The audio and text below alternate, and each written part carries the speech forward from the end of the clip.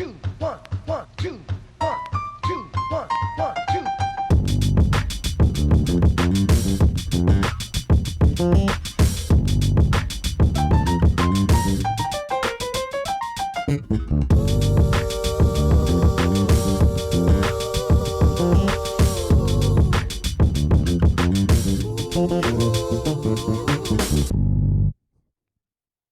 Hello, everybody. Welcome to the podcast Artists Under Construction. I'm Neon Tom. And I am Moves Johnson. Thank you guys very much for watching the podcast that makes you stronger and better and grow as an artist. The podcast where we talk about your passions and your dreams and your expectations and goals and all of that stuff. And yeah. Today we have a special guest. We have Mac from This Mad Desire. He's joining us from the forests of Toronto right now. Yeah. Are you in Toronto, Mac, or? Actually, I'm in Hamilton. You're in Hamilton, Yeah. Okay. Yeah. Amazing. And it's very, very green here. Yeah. It looks it. I think you're our first guest from Hamilton, Gosh, like from outside the GTA. Ooh, very nice, very nice. Oh, really? Yeah. Oh, well, You're our first guest. I'm proud to be that. Yeah, you're our first guest to be from the forest, not like actually just from a room. Also that's also Yeah, true. I just thought it would give a certain, just a nicer vibe. Let's say Oh, yeah. a little more natural. We haven't been able to go outside a lot lately, and so it's just kind of very refreshing to see the outdoors, in action, kind of. So Yeah. I'm catching everything in its like natural habitat and everything like that. I like it. Yeah, when we were setting up, I could hear like birds chirping in my microphone, in my headphones. I was like, "Oh, what's going on? That's so nice." Yeah. Awesome. Yeah, it's so peaceful here. It looks it. You look really. You said you go out there like a couple of times a week. You try to get out and see the sights. Yeah. I mean, I live just around the corner from here, and there's this. It's a beautiful trail that we have here in Dundas. It actually, I think it goes. From what I understand, you can walk the same trail somehow all the way to Mississauga from here, and Wow. just all forest and lots of greenery, and sometimes you see horses and on the trail, but there's tons and tons of real life wild animals running around. Like I see deer almost every day, That's awesome. and occasionally I see these skunks, but I really don't like them. Well, if you come across some wildlife, you'll have to put them on the podcast and just flip the phone around. Yeah, exactly. Yeah. The bird watching Yeah, episode. be very quiet. I'm hunting rabbits. Exactly. So, before we get too far into the whole thing, why don't you give, for the viewers at home who may not be familiar with you, can you maybe give us a little bit of your backstory and who you are, where you come from, etc.? Sure. I was born and raised in Winnipeg, and I won my first songwriting competition when I was 16. And from then on, I was pretty much always writing and doing musical stuff. I took a break from the music world for a few years. You had kids and all that kind of stuff, and then kind of launched back into it in 2017. I put out a song called "Operators Are Standing By," and I made a video for it at this place called Digital Canaries, which is a film and set studio in Hamilton, and they have. I don't know how many different kinds of standing sets, but there's the White House Oval Office is there. There's jails. There's courtrooms. There's just several houses, inside this big warehouse. Mm-hmm. That's awesome. And so we've used, I don't know, maybe 10 or 15 different sets, and just had a crazy time. I had dancers and. Anyway, that was kind of like my launch back into the music world. And then I put out another EP called Paris of Love, which had two versions of the same song, one in English, one in French, and based on a concert I played in Paris. And then I put out a record last year called American Dream, and I worked with Dan Konopka, who's the drummer in OK Go. I don't know if you heard about that band, but Cool, yeah.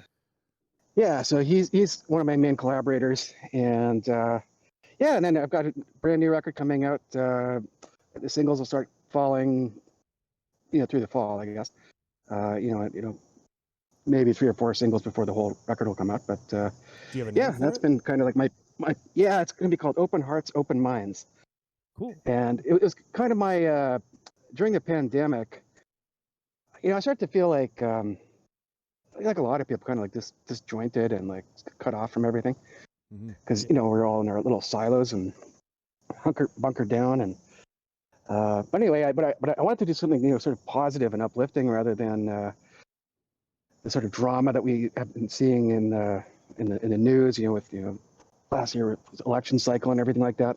So I thought Open Hearts, Open Minds, was a way of just being a little bit more open and uplifting. And because everybody was at home, I opened it up. I made it available for people to collaborate on anywhere in the world. So I've got some songs where I've got singers from Vancouver to Cape Breton to Philadelphia to San Francisco. All these people sent in vocal tracks that I used as the background vocals.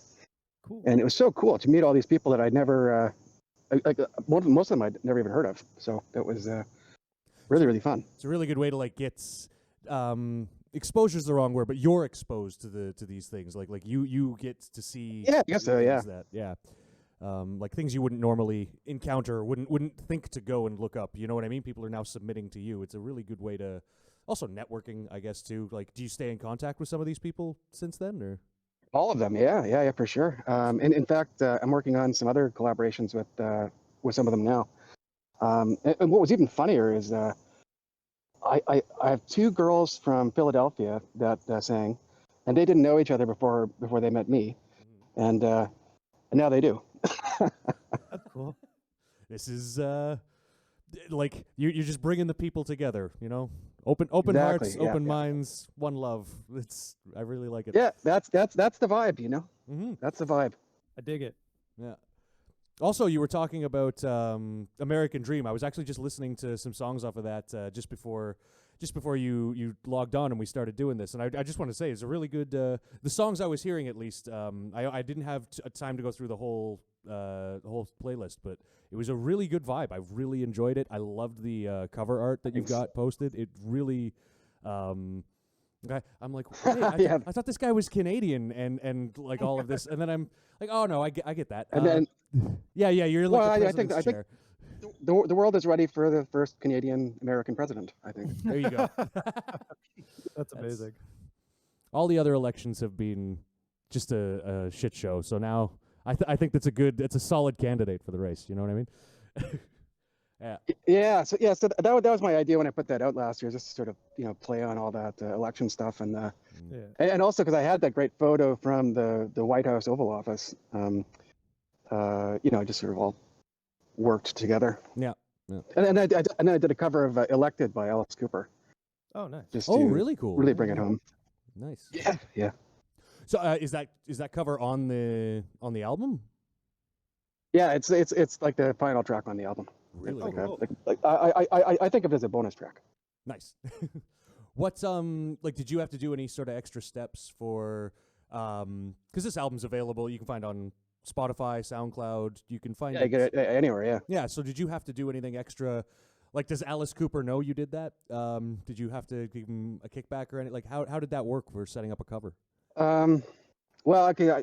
There's a couple of covers on the album, and they both were different. The Alice Cooper one, it's pretty easy. There's an agency called the Harry Fox Agency that you contact, and you just pay them X number of dollars per song based on how many copies you think you're going to sell and all that kind of stuff. And then they grant you a license. Oh, fair enough. Okay. And then this other one I did was a cover of a song by Bob Wiseman, who used to be the keyboard player in Blue Rodeo. Yep. And that was quite different because his songs are not licensable from, like, you have to get permission directly from him. Oh, cool. But which is not a problem because he doesn't care. But he's not hooked up in the same way as Alice Cooper is, for example. Yeah. So that was a little different. Number and stuff. Yeah, and then there's another song where I use lyrics that are from Leonard Cohen. Nice. And basically, I wrote this song when I was 16 or 17, when I was in high school anyway. This girl, I guess, she approached me and she said, hey, listen, this friend of mine, she committed suicide, and this is the last poem that she ever wrote. And would you please set it to music? And then so I did. And then years later, I was reading a book of Leonard Cohen's poetry on a bus in Manitoba, and I came across this poem. One night I burnt the house I loved. It lit a perfect ring, and I thought, oh no, this poem that I've been singing it's actually by Leonard Cohen. Oh, she didn't And write now it. how am I- It was a. She didn't actually. She had written it down, I guess, but Yeah. she copied it from this book. Oh, okay. So it's a really, really weird thing to think about for me, because I didn't like the idea of like stealing Leonard Cohen's work or anything. But then I spent several years trying to track down his estate lawyer to get permission from the family, and that kind of went nowhere. So although I spoke to the lawyer, and I sent them the MP3, they never did give me express permission. But then I had some conversations with some lawyers in Toronto who said that I should just put it out, but make a thing about it. Like if I was to ever make any significant money off this, I would give that money to charity. Oh, there And you now go. if the Leonard Cohen family, if the Leonard Cohen family does say come after me or whatever, I'm such small potatoes anyway. Like they're not going to care, I don't think. But if they were going to do it, it would be great publicity. I was about to say, Honestly. yeah, like I mean that means that they've heard the song, so like it's getting out there. Right. So, Exactly. It's always a hard line to walk with covers and with like things like that, and I mean that's kind of a weird situation too, where you don't even realize Totally you're weird, recording a yeah. cover. Yeah, like it's not even your fault. Like that's not plagiarism. You know what I mean? Like it's weird. Yeah, and it's not like, and it also wasn't the song, right? Like it's definitely my melody and everything like that. Yeah. It's a very unique situation for sure. Yeah. So, well, I hope that it does go far. I do hope that people hear it and that you get to give a whole bunch of money to charity. I hope that the Leonard Cohen family hears it too, Oh, yeah. and that they just are like, no, this is a good song. Like, go for it. Yeah, exactly. So, yeah. Yeah, so that song is called Perfect Ring, and that's on the American Dream record. That's on the same. Okay, cool. Awesome. Yeah, yeah. Mhm. Very cool. So you were saying before that you had some band members that sent you stuff from Europe that were based in different places. Yeah, I've been working with people from all over the place. Germany, England, Brazil. I've got one of the remixes coming out on my next album is it's done by this guy named Felino down in Curitiba, Brazil. And super cool guy. I met him at an online conference, just the way I met Tom. All these people from all over the place. Now that we're all connected and everyone's so into Zoom and all that kind of stuff, and our video and audio is so much faster on our phones. Oh yeah. It doesn't even matter where you are, Yeah, like Moves Johnson is in Berlin right now, and he logs in at night. I log in the morning, and we have a perfect connection between each other. This podcast wouldn't have been possible. Like Yeah. And 10 you're in years a ago. forest. Like we're literally in three very diverse areas. Sure. No, but it's a Yeah. cool... Sorry, go on. I was just gonna say my friend Grant is in Singapore, and they're 12 hours different from us. Yeah. Yeah. So we're always making this mistake. Is it 10 a.m. or 10 p.m. that we're meeting? And we always screw it up. And Try again in the evening. Yeah. yeah, exactly. Time zones. I know how that goes. It's also just difficult being because I'm only 6 hours ahead, but half of my connections are still back in Canada. My family's back in Canada, all this.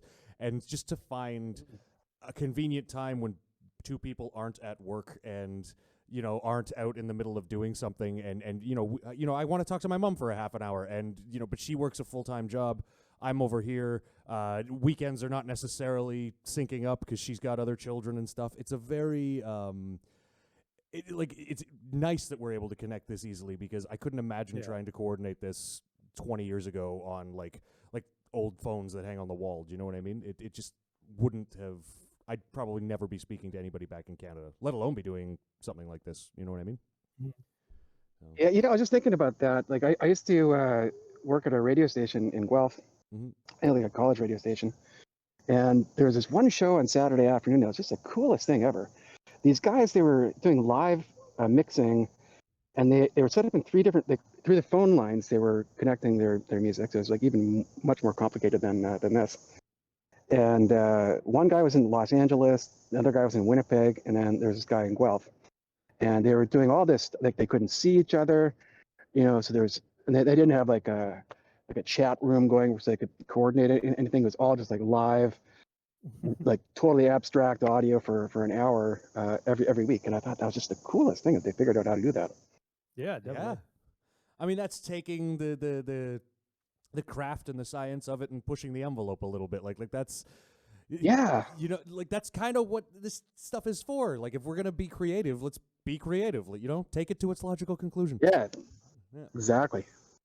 Amazing. So when was the last time you were you've done shows in Europe as well though? We were talking about this before. When was? Oh yeah. When was the last time you were actually over on this side of the ocean? In 2018, I played in Iceland. In Iceland. That was the last time. In Iceland, yeah. Nice. Yeah, I played in actually I'm wearing a T-shirt. It says "Do the Reykjavik Shuffle," Oh yeah. I yeah. love it. which is a song on the American Dream album.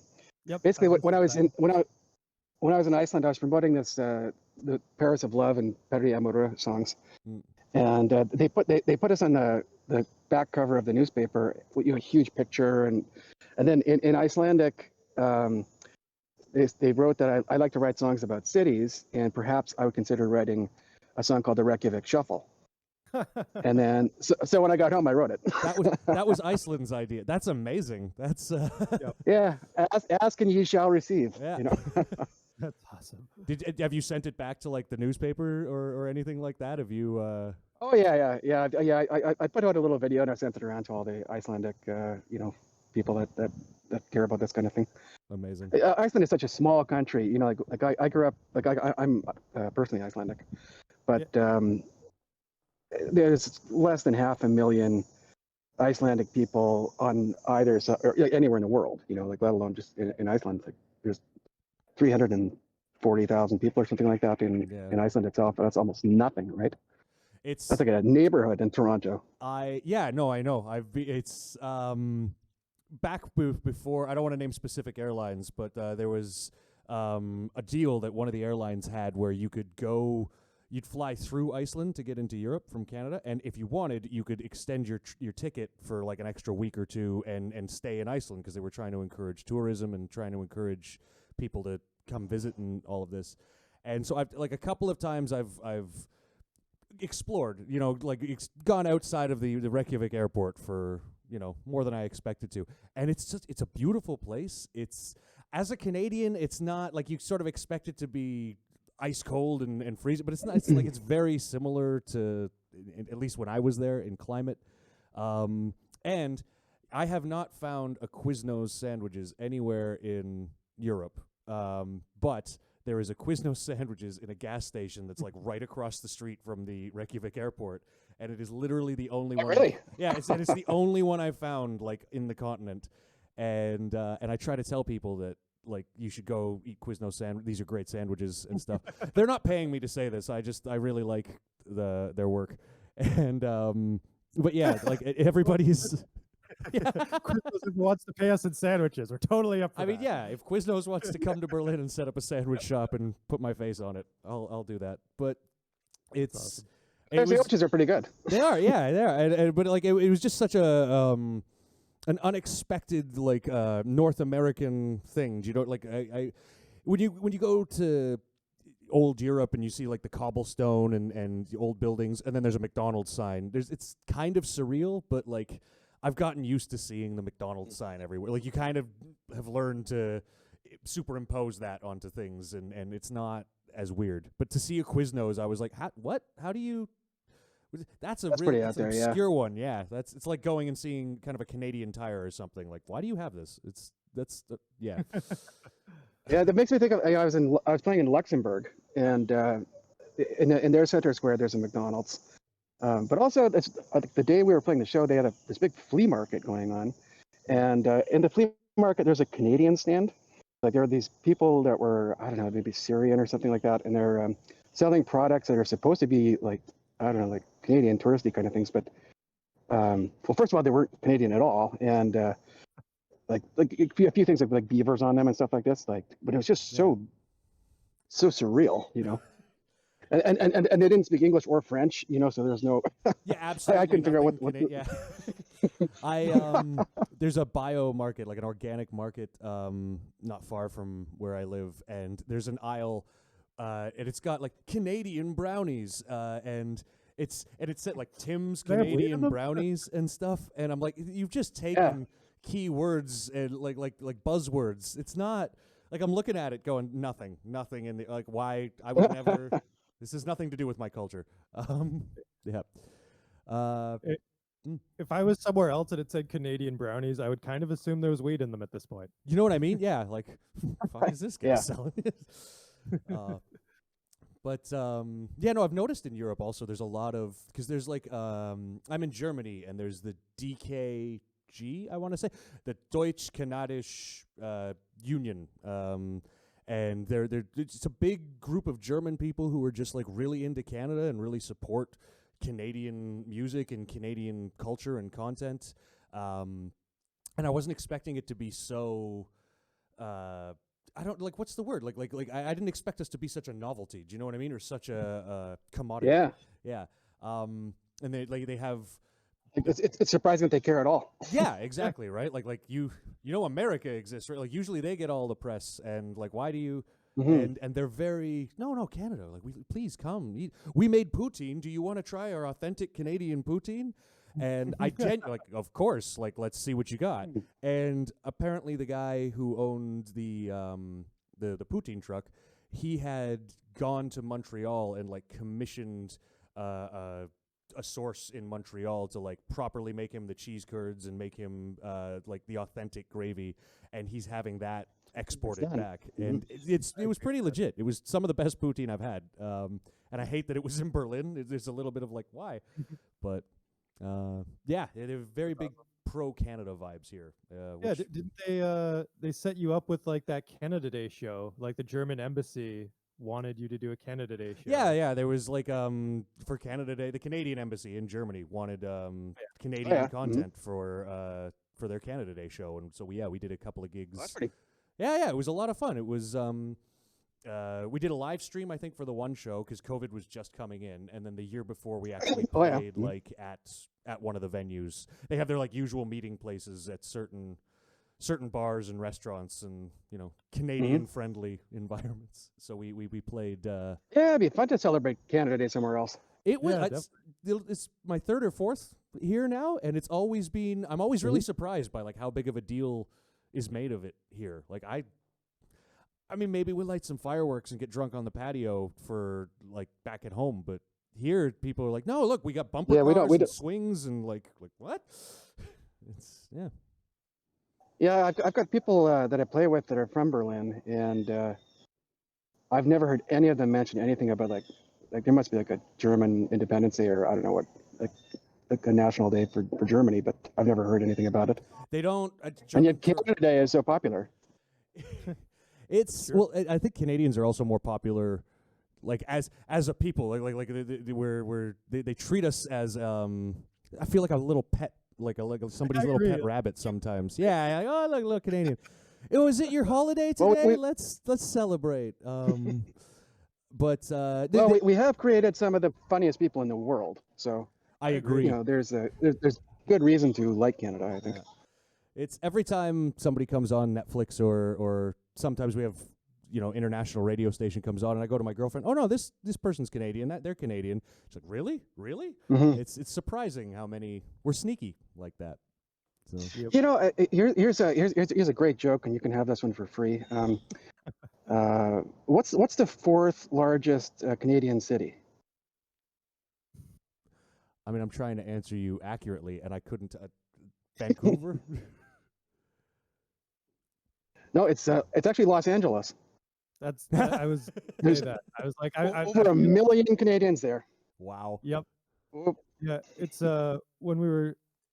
I remember Ed the Sock saying there are no Canadian celebrities. There's only celebrities that are Canadian that live in LA. Yeah. Yeah, Just pretty much. Canadians you've heard about. Yeah, there's not as much. I mean, in Berlin, you get a little bit of Unity Day, like when the wall came down and they sort of celebrate the Oh, yeah, yeah. unification. But that's more like that's specifically the wall coming down and the East and West uniting. That's not Mhm. like the founding of Germany or any sort of like remembrance of that. You know what I mean? It's a different. Mhm. I think they're a little bit cagey on the nationalism at this point. I think they're a little more like, nah, a little goes a Yeah, long that's way. definitely true. Yeah. Yeah. That makes sense. Yeah. Yeah. So, but on Yeah, Unity that's Day, fair I will enough. say on Unity Day, like you can't walk down the street. It's so packed and crowded, and everybody is celebrating. I mean, you've been to Berlin. It's a party city. There's already people on the streets celebrating, you know, because it's a Yeah. Tuesday. But it's on Unity Day. It's such a it's almost just scary to go outside. You're like, just I'm gonna stay in. You know, I'll watch the fireworks from the balcony, but I'm gonna not deal with all Sure. of that. Yeah. And like Germany has Oktoberfest. Like we have one day for like, getting Oh drunk. yeah, yeah. shooting Oktoberfest off is fireworks. huge. Yeah. Mm. Exactly. But they got like a month. Just- Yeah. True. Yeah, that's a good point. Yeah. It's good music Yeah, down and there too. Oktoberfest is so popular here. It's yeah. I was gonna like in say Kitchener and stuff, it's huge. Kitchener Waterloo has one of the largest North American German populations. Yeah. And it's Yeah, Kitchener used to be called New Berlin. yeah, I Yeah. think so, yeah. And it's such a I remember because I didn't know that, and then I met some Canadians when I was flying over here. They were on the plane and they were coming out of Kitchener, and they said, "Yeah, no, we speak fluent German. Like it's we've gone to Oktoberfest every year in Waterloo." And I'm Mhm. like, in Waterloo? Why Yeah. why in Waterloo? And yeah, and then they were coming over to like see what the real thing was basically. And Hmm. but yeah, it's a cool cross-cultural, but I guess that's the thing. We're talking about how big of a thing Canadians are here in Germany, but I guess there's also this big German thing here in Canada. Like it goes Oh, both yeah. ways, you know? And Yeah, sure. That's the joy of having a multicultural world. exactly. Yeah. You know. And Canada is I one of the most multicultural places. Exactly. I love Berlin and I love Toronto. And I think being a very international city is part of both of those. Yeah.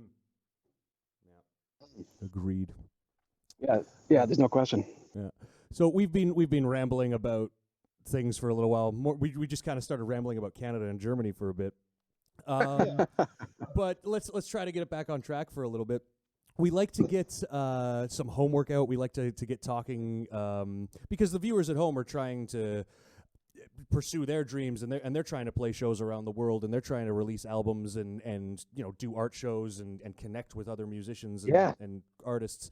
Do you have any tips or advice or things that they could maybe use practically at home, Mac? Do you have anything? that you could Yeah, I was going to say, I would strongly encourage everyone just to collaborate with as many people as they can. I find that collaborating, creatively these days is so easy compared to how it used to be, as I think we were talking about earlier. Yeah. There's just no reason why not to. Like just this week, I've been writing a song. So get this: the person that wrote the music lives in New York, and it's a woman in San Diego and myself that are working on the lyrics and the whole top line. But we never met each other before last week, pretty much. Like we, Cool. and now we're writing a song. It sounds like it's like a Caribbean influenced song, and none of us is Caribbean, which I think is super crazy. And I don't play music like that, so it's been super fun, right? But if I didn't just say yes, sure, why not? Then I would never get to do this, and I would never get to broaden my own horizons. Or even like acting, for example. Like I do quite a bit of background acting, just because I like being on movie sets and I like meeting the wacky, weird people that are into the film world. Yeah. And well, I would never have done that except for somebody came up to me one day who was a fan of my music, and he said, "Hey, listen, I'm also I'm a booking agent for for these movies and TV shows and stuff. And I need someone tomorrow. Can you act?" And I was like, "Sure. What do I have to do? Yeah, that's Stand awesome. around in the background? Yeah, I can do that." That's really cool. And again, yeah, it's like one of these networking. It expands. You don't even. You're not Yeah. getting into it to backdoor your way into the film industry. Like it happens that because of your networking and your collaborations, these opportunities come up, these things you wouldn't even anticipate or expect, right? It's Yeah, exactly. And like even I would say almost everything I've ever done, it's happened almost like by accident, including the fact like working with Dan from OK Go. Super random. Like basically, I met him, like got his number off a bathroom wall, somewhere, and he checked out some of my music videos, and he thought they were pretty funny. And of course, OK Go is very famous for their music videos. yeah. So that's how we connected. But if I didn't meet him, I wouldn't have met other people, and et cetera, et cetera. And so yeah, it's just keeping an open mind, open attitude, and actively trying to work with other people. I think. It really opens doors, like it's so easy to get caught up in the sort of like mentality of like you're not good enough to talk to other people, or like there's all kinds of self-limiting things that people do, the negative self-talk that happens for a lot of people. Yeah. But you just got to push past that and just just jump right in, and see what happens, because even if it fails, well, at least you're probably going to learn something, and gain some insights. Absolutely. Yeah, you're not going to learn anything new if you don't fail at doing something at least once, Sure. So, Yeah, we can all fail together, and that's all right. yeah.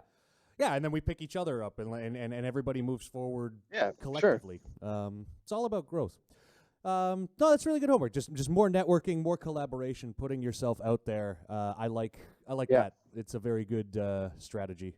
I mean, it's one that's served me before as well many times. So Even in like we met through networking through like that conference. So like there's a lot of Yeah, for sure. things out there where people can join in for free and get advice from other artists if you kind of look for it. If you look for, like help for indie. Yeah, It's yeah. like, And there's Facebook groups and all kinds of. There's any number of online music conferences, for example. Like every week there's something. oh, for sure. And I know a guy who's got a studio space here. We did my last EP. We recorded it in his space, and he just kind of like he kept in touch basically afterward, and was just like, oh, it was great having you. If you ever need anything else, and we talked and stuff. And I did a show a couple of days ago, and he walked in to the show to say hi. But in the whole time since I've done the recording, he's been having these like weekend meetups with local musicians and collaboration sessions and group networking sessions. So he walked in and he brought 4 people from like just random corners of Berlin that they've never met each other before. They've all just sort of met through him.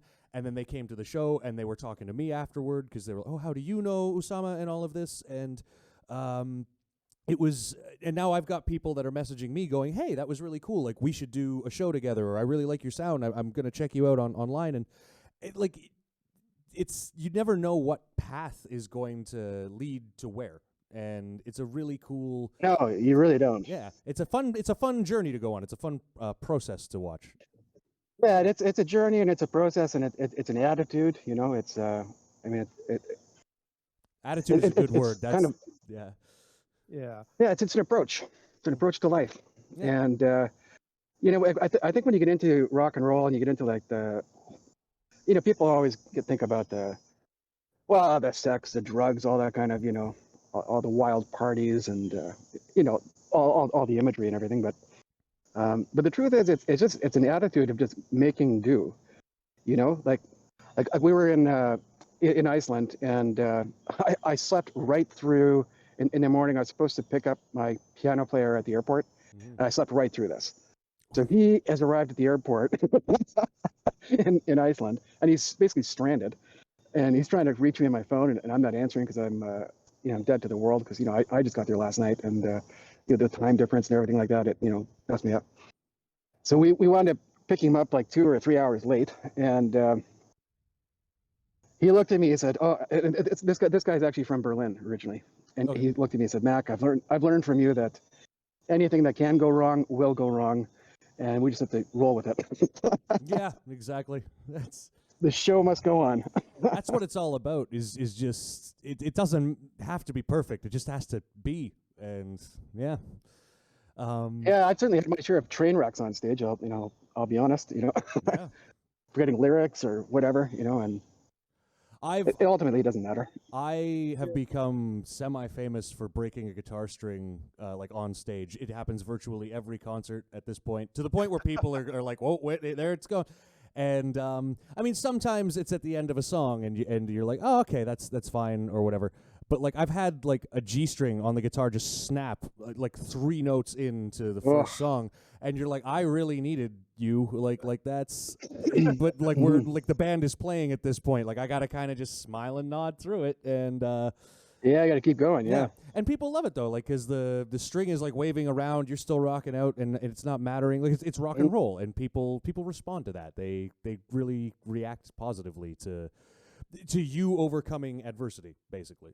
Like one of the coolest things I think I ever saw was the power went out when Kiss was playing in Toronto one time. It's like they started their first song, and you could see them playing and like all animated and dancing around, but there was no sound, and it was super funny. And then so they left the stage and they came back, and they just built up all this energy in the room, like all this tension. And then Paul Stanley screams, "Toronto! There's not enough power in this city for Kiss." It was the most hilarious thing, but it was so perfect. Yeah, you gotta like you own it. Like everybody saw it. We're not gonna pretend it didn't happen. It's amazing. So we are kind of coming to the end of our time, but before we go, I just wanted to ask, we've talked a little bit about what you've been working on and your upcoming EP. Is there anything that you want to share with people that where they can find you, things you're working on? Like you got some time. Plug yourself, my friend. Sure. Okay. So the best place to find out everything is at thismaddesire.net, where I've got a blog and you can see all the videos and you can connect to every possible social platform that exists from there. Cool. Because we're literally everywhere, and anywhere and everywhere, including right here in the forest. The other thing I wanted to mention is I've been working on some books with my mother about mermaids. Yeah. So we put out this one book last year called Mermaids for Real, Oceans of Discovery. And it's about these mermaids and land people that kind of get together, and it's they have their adventures, but it's also teaching kids about ocean conservation. Cool. And yes, and so I'm actually just finishing up the second book in that series. So those are on Amazon, and then we also have a cookbook, an Icelandic cookbook called The Culinary Saga of New Iceland. Oh, amazing! So those are my book projects. Cool, and that's on Amazon too. The Icelandic cookbook. Yeah. Very cool. Yeah, it's all on Amazon. Awesome. And there's information at my website too. So awesome. Cool. You got your hands in multiple pots here. I love it. It's yeah. Well, I try to. Life is too short. I do know. Life is too short. So you gotta try and enjoy it. Maybe a second part of the homework should be for artists to diversify, because I really like that. Yeah, good idea. Yeah, that's an important point, because I find that something that I'll do in visual arts will stimulate something in the musical world somehow, or I'll find inspiration in a movie I'm filming, or who knows, like there's inspiration to be found everywhere, and but it crosses cross pollination is the word I was just looking for. Yeah, exactly. That's a good word for it. I was thinking about when you were saying like being a background or actor and stuff. I'm like, it's always good to have friends in the film industry if you're a person who makes music videos. So Sure. Yeah, I imagine that that'll come in handy here and there. So. I have one more question though before we do sign off. Where did you get your name, This Mad Desire? Like where does this come from? Yeah, that'd be awesome. Tell us. Okay, so I actually have a song called This Mad Desire, and that's where I took the I decided I would name the act after the song. But the song was about a relationship that was fairly dynamic, I would say. And people, I'm not going to say too much about any of the specifics, but a lot of people have been in relationships that were topsy-turvy, let's say. Yeah. Where it's very passionate, but maybe it's not the best relationship, in some ways. Yeah. But you're so you have this mad desire, and you can't control yourself, right? No, So that's where that came from. Yeah. That's really cool. amazing. But I think it's a great way of thinking about things, right? It's like just being passionate and having that mad desire to succeed or to achieve. Yeah, like overcome with the passion, like to your Yeah, exactly. like where you're excluding logic and reason. You just like, I gotta do this. This is Exactly. Yeah. Yeah. it's a really good attitude for everything. I like it a lot. Me too. Yeah, it's like a synonym for passion almost. Yeah, for sure. Love it. And also, it's three words. So I thought three word phrases were kind of popular. Like in this moment, or like all these different. It's like it's the rule of threes. You know what I mean? It's the it's always bad things happen in three, good things happen in three. Like in witchcraft, they talk about things happening in three. I think music or art is its own craft of magic in a small degree. And that's a really good. Everything ties together. Everything comes back at the end. Yeah. all one thing. Yeah. Open hearts, open minds, one love. Yeah, exactly. Cool. So unfortunately, that is all the time we have for today.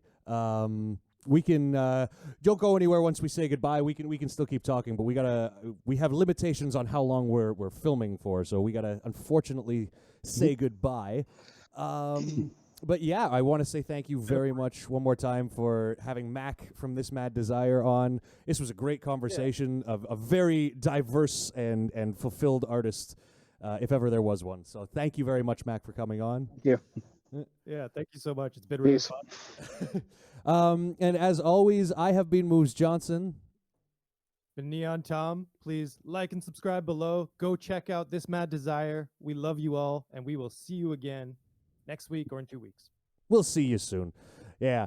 All the links are in the bio and the comments and everything down below, guys. Check out This Mad Desire, and we'll see you soon. Bye.